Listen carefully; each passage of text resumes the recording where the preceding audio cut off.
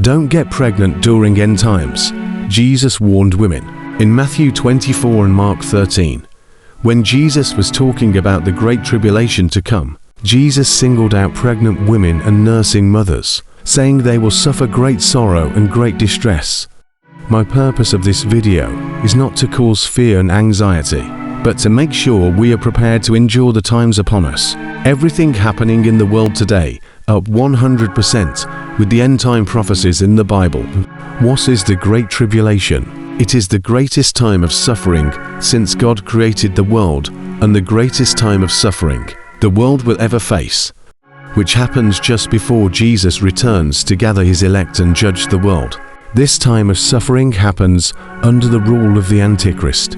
More than 33% of the mankind will die during this time. In Mark 13 verses 17 to 19, Jesus said, "But woe to those who are pregnant and to those who are nursing babies in those days, and pray that your flight may not be in winter, for in those days there will be tribulation, such as has not been since the beginning of the creation, which God created until this time, nor ever shall be."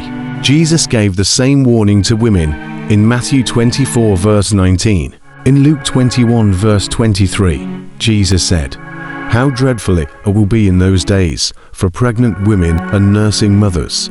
Why did Jesus single out pregnant women and nursing mothers? There is nothing more painful for a mother to experience than the thought of her small baby suffering or dying.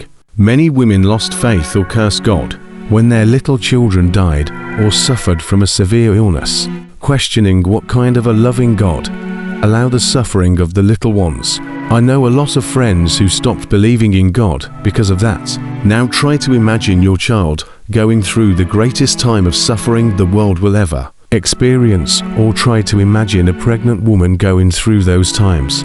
Many will curse God and cause their families and husbands to lose faith as well. Many ignore that critical warning because they don't believe in the Bible, or they were made to believe that they don't have to worry, because Jesus will have returned to take them to heaven before the Great Tribulation. Yet in Matthew 24, Mark 13, and Luke 21, Jesus clearly stated that he returns to gather his elect immediately after the Great Tribulation. In Mark 13 verses 21 to 27, Jesus said, "But in those days, after that tribulation, the sun shall be darkened, and the moon shall not give her light, and the stars of heaven shall fall, and the powers that are in heaven shall be shaken.